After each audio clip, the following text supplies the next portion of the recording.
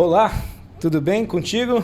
Obrigado pela sua audiência, eu sou o Thiago Orsetti, estou apresentando aqui o podcast Muretas com a produção da agência ASECOM e hoje nós vamos conversar aqui com 3 profissionais do setor aduaneiro, comércio exterior. São eles Gerson Viscardi, da empresa Broker Solutions, Blancher Sanches Souza, do grupo Gelog, e o meu xará, Thiago Vieira, da Líder Cargo. Sejam muito bem-vindos, obrigado pelo tempo de vocês, obrigado pela presença aqui no podcast Muretas.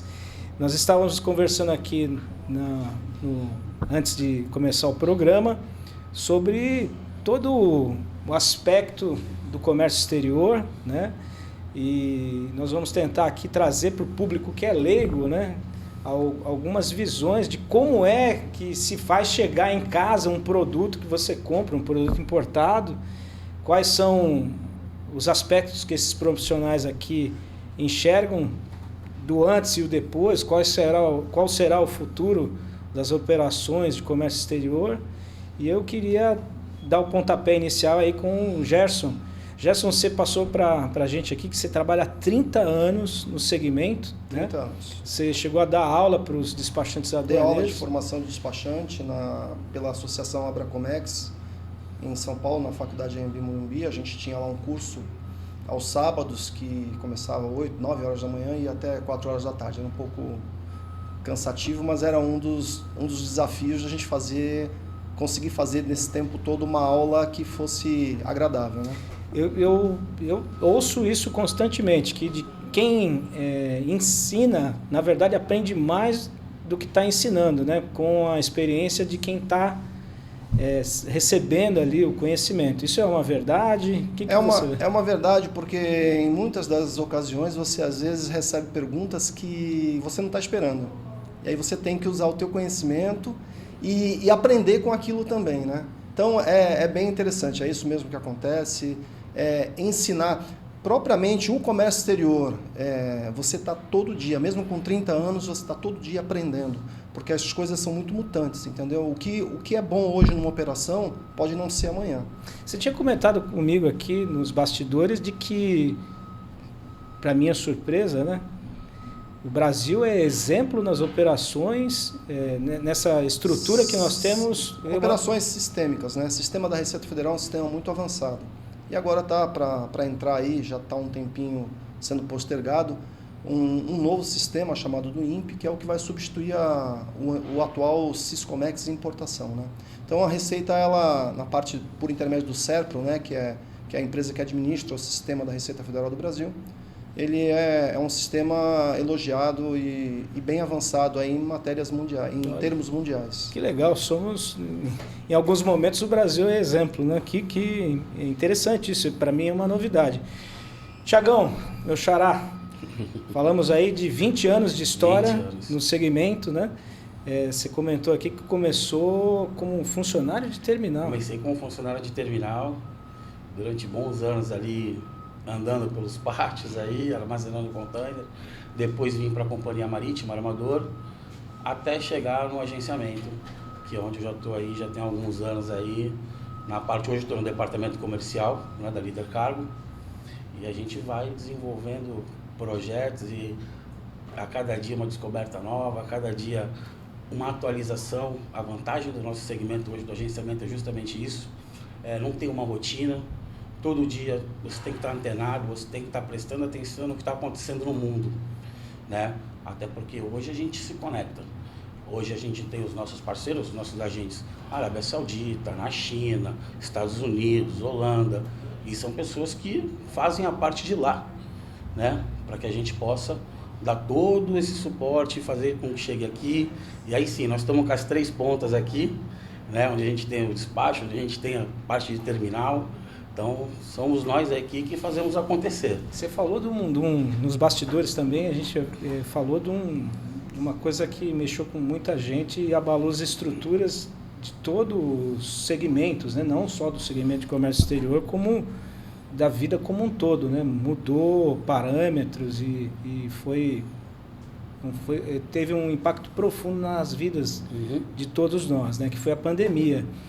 E aí você citou algo impressionante, que foi a sua visão daquele período da pandemia. Você pode falar um pouquinho para a gente sobre isso? Claro, foi assim, a gente indo trabalhar, sentia falta daquela rotina, sabe, tudo muito vazio, tudo muito deserto. Eu fui para o escritório sozinho, e aí, só que tudo continua, as pessoas têm que comer, as pessoas têm que se vestir, medicamento.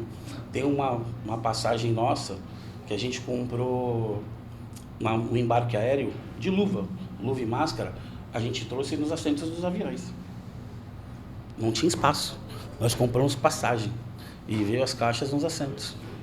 Que impressionante. Tinha que chegar além aqui. Da área de carga do avião, o que você está passando para a gente é que o espaço interno do avião foi utilizado. Então, na verdade, não era propriamente um avião para carga, porque os aviões de carga são lisos, né? Não tem nada Na dentro. verdade, se utiliza dos dois. Tem os aviões de carga e no compartimento do avião de passageiro também se leva carga. Mas é impressionante isso, comprar uma passagem para abrigar ali uma caixa de luva, de material. Para atender, porque não tinha. A demanda foi gigantesca, né? E aí, falo, a adaptação, né? Você está facilitando, você está fazendo acontecer, né? Que nem o café, que já é uma bebida muito consumida, na pandemia dobrou. O consumo aumentou. Então, e o Brasil exportando. Então, assim, aumentou o volume de trabalho. Nós trabalhamos mais. Eu venho de um segmento de móveis. Na verdade, a minha área é a área de mobília, né? E eu lembro que no início da pandemia parou tudo, porque ninguém sabia o que ia acontecer. Depois houve uma explosão do segmento, assim, absurda, porque as pessoas estavam em casa. E aí a pessoa falou, se eu vou ficar em casa em tempo indeterminado, eu vou comprar um sofá novo. Ou então o sofá estragou de tanto, a pessoa, né, ter que ficar presa em casa ali assistindo TV. E tudo mudou. A nossa rotina, né? Aqui o nosso diretor vai falar, o terminal, aquela movimentação, daqui a pouco você olha aquilo tá... Parece uma cidade, aquele filme do Texas. O Feno rolando. Você fala, cara, cadê o pessoal, gente? Só que não parou. O Brasil não parou, o mundo não parou. Eu acho que a nossa atividade, né, de importação e exportação, tanto é que ela foi liberada, né? Foi o único segmento que pôde continuar a pandemia, subsistência, presencialmente ou não. Então, como o colega disse, as movimentações, elas acabaram aumentando demais, as demandas de consumo aumentaram muito.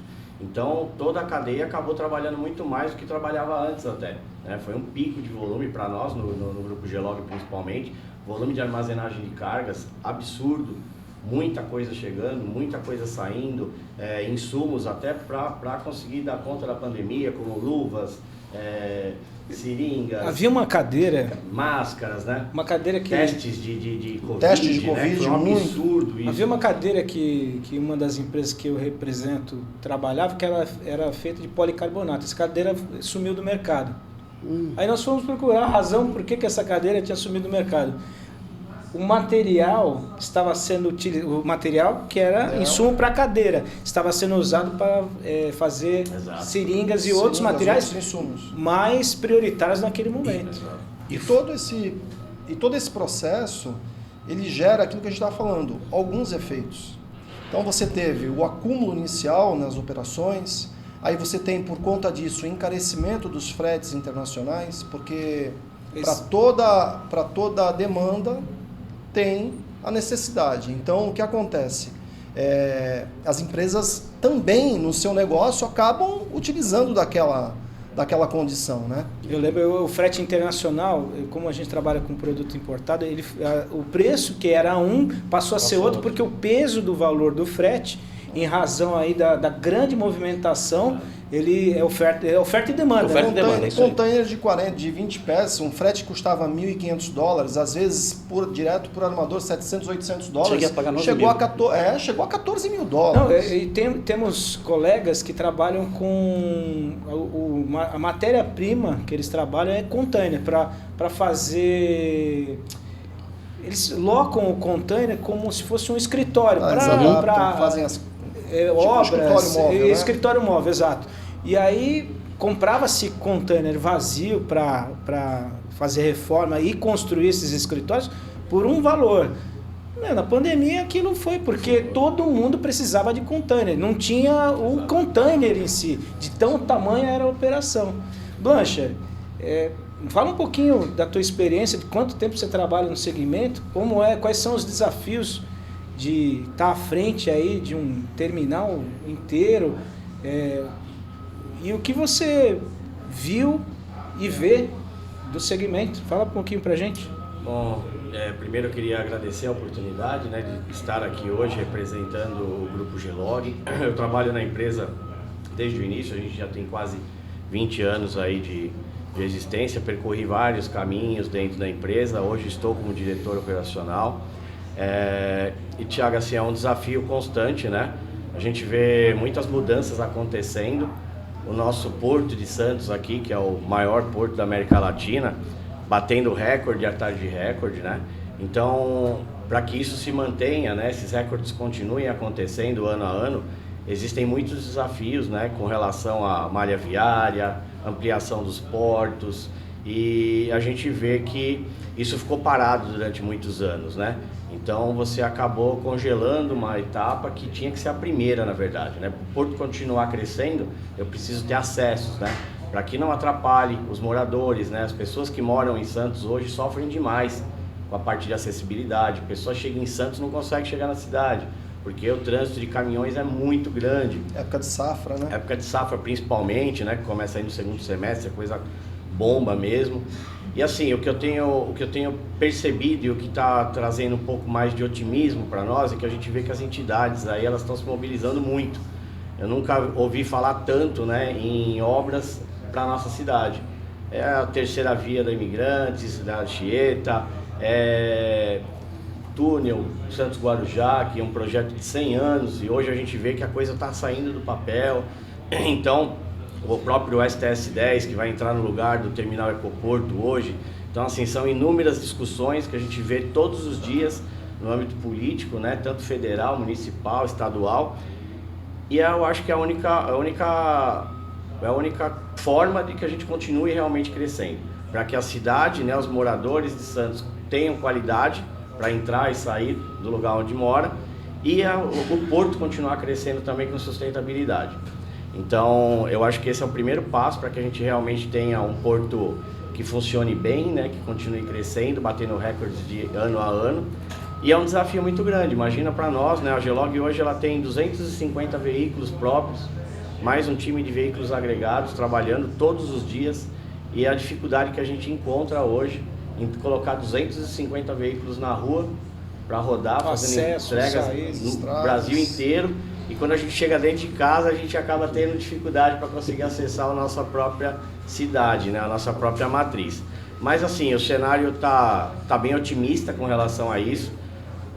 Estão existindo várias transformações aí no logística, as partes sistêmicas. Hoje a gente ouve falar muito aí na questão de inteligência artificial, que eu acho que veio para ficar e que vai ajudar muito, né, na otimização, né, de mão de obra, para que a gente consiga colocar talentos em outras áreas, para conseguir realizar outras operações. Relocar os talentos. Relocar. Hoje a gente está falando, a Gelog, por exemplo, nós temos 820 funcionários hoje, um pouco mais de 820 funcionários. É muita gente. Muito. A ideia com a inteligência artificial é mandar a gente embora? Não. É a gente continuar crescendo com o mesmo time, conseguindo faturar mais, conseguindo gerar mais empregos, tendo uma qualidade de serviço muito maior e mais eficaz, trazendo satisfação para o nosso cliente, para que ele também tenha a condição de aumentar volume e reduzir custo, né? Que hoje é o principal, né? Calcanhar de Aquiles aí de todo mundo. E a velocidade na informação, né? Acho que hoje a gente acessa o sistema das empresas, né? Então, assim, a velocidade ficou enorme. Então, hoje você consegue ali.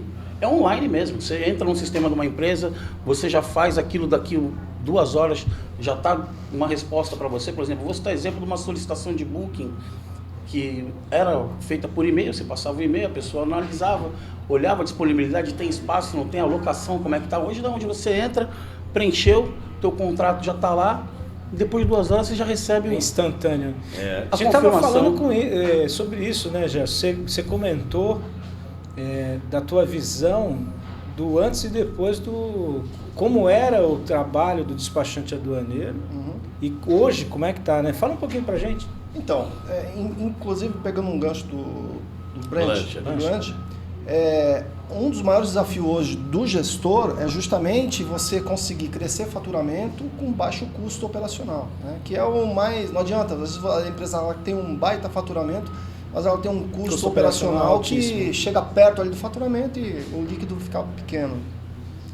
E aí nessa linha a gente vê que a pandemia ela ajudou, se é que pode se dizer assim, né, em alguns aspectos. Um deles foi justamente a digitalização de muita coisa que, apesar de ter um sistema que possibilitasse isso, ainda pelo vício de trabalho, principalmente de órgãos governamentais, ainda eram muito amarrados à parte física mesmo. Papel, entendeu? Então você tinha aquela mesma operação, você tinha ela por sistema, mas você em alguns momentos tinha que apresentar papel também, ser redundante, porque senão o negócio não andava. E a pandemia, nesse ponto, ela contribuiu.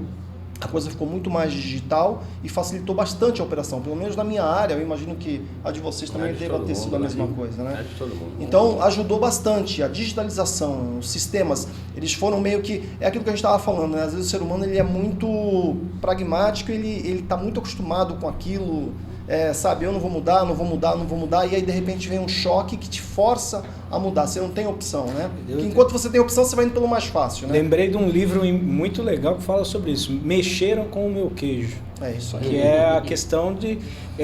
eu falo muito no meu segmento da lei do menor esforço.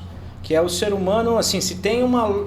Meu pai usa esse exemplo. Se tem uma loja embaixo que vende um produto e tá R$6 e tem uma loja em cima que você tem que subir uma escada e tá R$5. A pessoa compra de R$6 porque ela não quer ter o trabalho.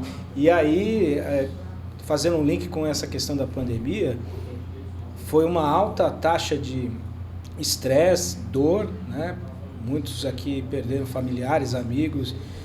Foi uma época muito traumática, mas ela trouxe mudanças profundas na forma de trabalhar, o cotidiano. conviver. O nosso cotidiano mudou. Exatamente. Mudou e continua mudando. Ela ainda reflete, a gente fala... Ela deu uma catalisada na coisa, mudanças que estavam para...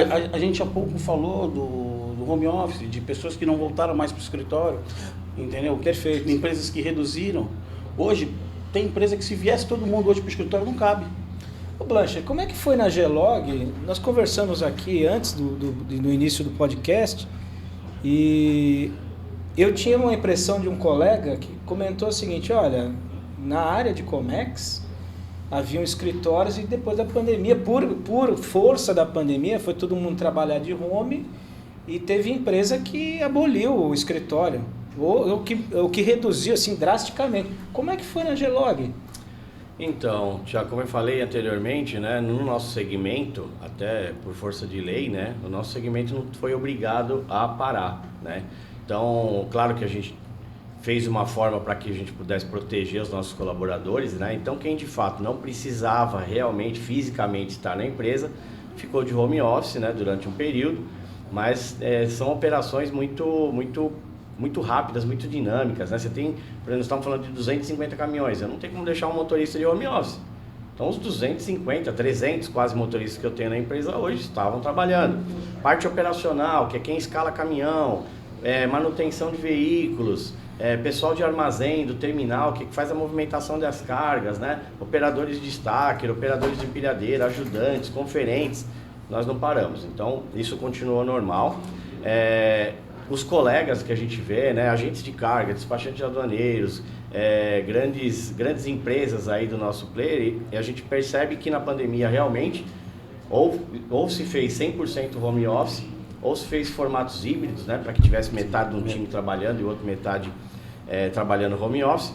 E hoje eu percebo que muitas empresas estão voltando para trás. Muitas empresas voltaram com o time 100% no escritório presencial. Porque de uma forma ou outra a produtividade desse colaborador, dependendo do segmento, é claro, acaba perdendo um pouco da qualidade do serviço. A pessoa está em casa, não é aquela coisa de você estar ali, de você estar com aquelas obrigações, as regras, os horários. Então, eu vejo que muitas empresas multinacionais aí que trabalham com a Gelog hoje, eu vejo que voltaram praticamente 100% trabalhando presencial. Não sei de que forma isso pode impactar para colaboradores, né? Essa questão da pandemia, ela trouxe uma comodidade muito grande, né, para o colaborador. Então, tem colaborador hoje, por exemplo, candidatos hoje, que eu vou fazer uma entrevista e que se não tiver home office, o cara nem quer continuar. Barato, né? É justamente isso. Tem Como eu já fiz várias... A primeira pergunta, qual é o sistema de trabalho? É híbrido? Exato. É presencial 100%? Eu falo, Isso para o brasileiro, eu não estou falando mal do brasileiro. Veja só, eu quero chegar num ponto do nosso costume, que somos frutos de várias questões que envolvem educação, formação, a miscigenação dos povos. Nós somos um país que existem dentro do nosso país vários outros países, né? Continental, E o nosso, eu acho que é muito difícil para o brasileiro em si, talvez não para essas gerações mais novas, né, que já vêm procurando esse diferencial, a autogestão. E aí, algo que era para ser mais produtivo, até usei o exemplo de um amigo que trabalhava há 30 anos atrás nesse formato. Eu tenho um trabalho para ser feito e tenho uma janela de tempo que eu tenho que entregar esse trabalho. Não precisa passar aqui, não precisa passar cartão, não precisa nem me dar oi. Você pode ir para onde você quiser, tirar férias, desde que você, no time, você... né, as metas nos prazos. Mas isso é muito difícil de gerir. O nosso financeiro não mudou. Então, não houve a necessidade da volta, porque continua executando bem, né? Depois que a pandemia acabou, não teve a necessidade, porque o que aconteceu? No mesmo espaço físico, nós ampliamos a capacidade operacional. Então, fala, você não vem, vai sentar aqui alguém que vai produzir de outra forma. Entendeu? Então, hoje, assim, está funcionando. Normalmente não temos a ideia de trazer de volta o financeiro não se fala, você vai voltar para o escritório. Se a pessoa quiser voltar, ela vai voltar. Ela fala assim, posso vir 2 dias na semana? Eu não quero ficar em casa. Está aberto, ela vai pegar o notebook dela, botar na mochila e vai fazer a parte financeira lá. O financeiro, sim. Outras situações eu também concordo. Por exemplo, o terminal é difícil, porque é físico, que nem são motoristas, são operadores de máquina. Exato. A parte do agenciamento dava para você, que, por exemplo, o setor comercial praticamente não fica na empresa. A gente está na rua, a gente está vendendo, a gente está viajando. O financeiro já não está. Quem está hoje no agenciamento? É a parte de operações, aquele pessoal que está no dia a dia, no follow-up com os clientes, no atendimento, que na verdade o nosso operacional é atendimento. Né? A gente resume o nosso operacional atendimento ao cliente, onde busca as condições, que vai transmitindo informações para nós. Olha, gente, estamos com essa situação assim, a melhor condição está vindo esse cenário, porque a gente trabalha com o futuro. A gente tem que estar prevendo o que está acontecendo no cenário. Aumento de frete, baixa de frete, e assim a gente consegue fazer com que... Eu queria pedir para vocês, a gente está já chegando no nosso limite de tempo, queria pedir para vocês, aí vou pedir para o Gerson, para o Blanche e finalizar com o Thiago, que vocês comentem aí qual é, de forma sucinta, qual é a visão de futuro do segmento e falar um pouquinho aqui, deixar para nós aqui no podcast, número de contato, redes sociais, site, para quem quiser saber um pouco mais, quiser contratar o vosso serviço, poder ter acesso a vocês. Por favor, Gerson, o que você vê de futuro e encerrando aí com contato, redes sociais e site. Eu vejo um futuro bem promissor no comércio exterior. Tenho certeza que é o que move o mundo, né? Hoje o mundo ele é muito globalizado, ele é muito conectado. E a logística e o comércio exterior está diretamente ligada a isso. Então eu vejo um futuro bem promissor para isso. E o que vai fazer a diferença justamente são pessoas, empresas que querem realmente fazer a diferença, implementar tecnologias. Eu sou muito a favor de tecnologia ligada ao ser humano, entendeu? A gente tem que aproveitar isso. Não a substituição, mas usar como ferramenta. Como facilitador. Essa questão, rapidamente, falando do trabalho home office, eu vejo que o grande problema hoje está realmente na pessoa, porque muitos profissionais são ótimos profissionais, mas eles têm que ser geridos por alguém, senão ele não desenvolve. Então, a queda de produção ela está diretamente ligada a isso, né? Quando você tem um profissional que trabalha em casa ou no escritório, ele produz muito mais porque ele está ali sendo supervisionado e está numa sinergia com o restante da equipe. Blanche, tua visão de futuro Gerson, perdão. O site da empresa, número de contato, brokersolutions.com.br, www. O Instagram é o brokersolution_. Perfeito, está aqui na tela. Isso, o nosso contato, o telefone direto é o 13 3219 3274. A nossa empresa tem a matriz aqui em Santos e nós temos 2 escritórios operacionais dentro do aeroporto de Viracopos e dentro do aeroporto de Guarulhos. Maravilha. Blancher, por favor, suas considerações finais aí e os contatos para a gente procurar a Gelog. Bom, Thiago, eu acho que, né, a gente falando em termos de Brasil, né, cara, o Brasil é um mundo à parte. Eu acho que a gente só tem a crescer, né? Cabe a nós aí, gestores, né? Cabe a nós aí, os empresários, ou a política, né, também apoiar o berço do mundo. Então, não tem. Eu acho que o céu é o limite para o Brasil. Eu acho que a gente vive num cenário muito positivo com relação a isso, em função dessas crises políticas que existem hoje aí, Estados Unidos, China, essa guerra que existe hoje aí em outros países, e o Brasil hoje está surfando em cima disso, né? Então, eu acho que a gente tem muito para crescer, sim. A Gelog, né, falando do segmento, a Gelog nunca mediu esforços, né, para investir no crescimento da empresa. A gente tem muitos projetos para esse ano ainda, para o ano que vem. Acabamos de inaugurar uma filial em Itajaí, no Sul. Temos a filial de Paulínia, filial de Pindamonhangaba, temos também os transportes que são realizados nos aeroportos de Cumbica e Viracopos também, né, Guarulhos e Campinas. E eu acho que a gente realmente tem que arregaçar a manga aí e fazer a coisa acontecer. Eu acho que tem muita coisa boa por vir aí, os desafios são grandes, a gente já sabe, né, se tratando de Brasil, mas eu acho que o brasileiro é forte. É forte e a gente vai chegar lá. O ruim do Brasil é o brasileiro e o bom do Brasil é o brasileiro. Exatamente. Isso aí. E quem quiser contactar aí a Gelog, nós temos aí os telefones, né, os 3295-5770, nas redes sociais também, né, o Grupo Gelog Oficial. Também vou deixar o meu aqui, o meu Instagram também, que é BlancherSouza76. A gente posta aí o dia inteiro, postando coisas aí com relação aos serviços da Gelog, né, as situações que a gente tem no nosso dia a dia. E estou à disposição sempre aí de vocês. Obrigado. Thiago, por favor, suas considerações finais e como a gente entra em contato com a Líder Cargo. Olha, as considerações finais. No futuro, faço das palavras do colega as mesmas. É promissor, a gente só tem a crescer, né? A cada dia que passa, evoluindo e crescendo muito mais. E estamos preparados. A Líder Cargo hoje está preparada para isso. Somos um agente logístico, né? Um agente de carga. Temos conexões com agentes do mundo inteiro. Atendemos o mundo inteiro, né? E quem quiser entrar em contato com a Líder Cargo, entra ali no celular ali, no 974019482, @lidercargo.com.br, tá? E fiquem à disposição que hoje a Líder Cargo vai conectar você com o mundo. Gostaria de agradecer o tempo de vocês, a presença.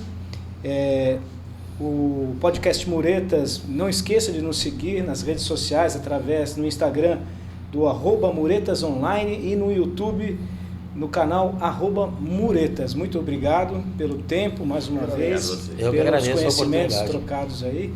Isso aí. Vamos em frente. Obrigado. Obrigado.